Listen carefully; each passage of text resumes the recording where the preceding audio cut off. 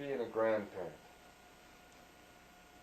Well, being a grandparent, I think, is a lot of fun. I handled it pretty well anyway.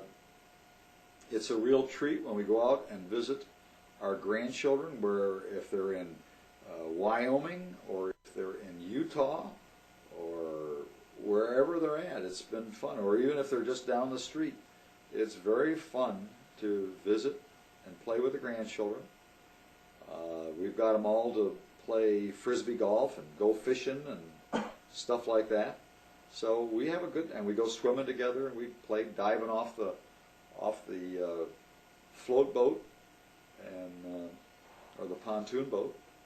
So we have a good time with our grandchildren. They have a much higher energy level than we do, and they wear us out, generally speaking. A lot of the things we do with the grandchildren are the same things we did with our own children at this house, with the exception of the labor. We do have some that come over and do some labor around here, but it's not the same. They have their own houses now that they take care of.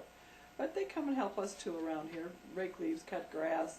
But for the most part, when they come over, they play. They go here, they sled down the hill, go ice skating. Go swimming. And boating. Then in the summertime, go swimming and go boating and water skiing. And the only thing I don't have out here right now is I don't have the swing set, and I don't have the trampoline. Or the tree, our favorite tree. Yeah. So there are some things missing, and some things are not the same.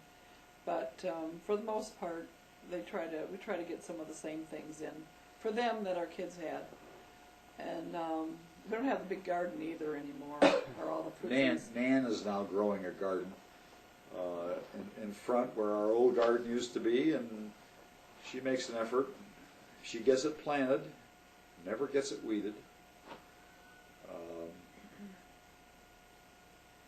But we share some of the stuff out of there. So anyway, the grandkids, I think sometimes we'd like to do a lot more than we do it, but our energy bucket isn't quite as full as it used to be. So we run out of gas. Now it's the old story. Now it takes me all night to do what I used to do all night, or something like that. I can remember myself.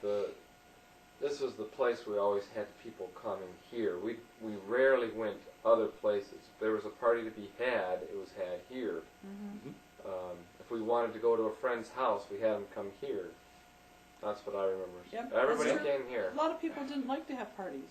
You know, they had all kinds of excuses. Oh yeah, our house is not big enough. Or it's not clean, or it's not. Or you have all the good stuff. You got all the good stuff at your. You know, there are more crap answers than you have ever never heard. Invited anyplace else. They always came here. Yeah. And we never hesitated about feeding them. You know, I wish I had a nickel for every hot dog we fed to people that. After so many years of doing that, though, I got tired of it. I did. And stopped doing it. Mom was a good sport for a lot of years. But I got tired. Mostly when the kids had grown up and were gone. And so you have to be careful about how much you give to people, because after a while you get to start feeling used, and then you start feeling resentful, and that's not a good thing.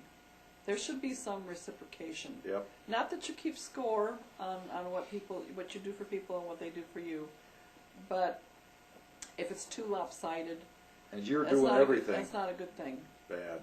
So, but we never regretted the fact that we fed lots of kids over here, and we had them over here, and that we used this place because it was good for our kids, and it was good for them to have always a place that this was home, and we hope all of our families have places that their children always make their homes feel like as home, and that they should be welcome, and so should their friends be welcome there. Have you ever thought of moving from this home? Thought about it a lot of times.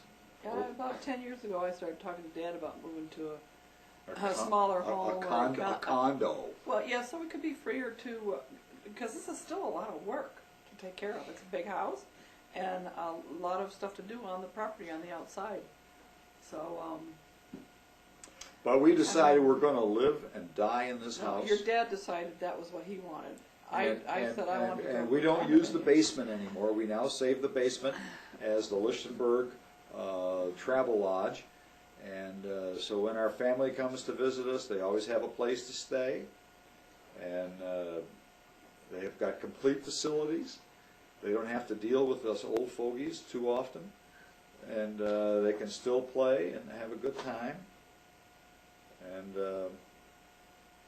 if it gets too much for us, we'll get rid of it. If it doesn't, we'll keep it until we're in the ground.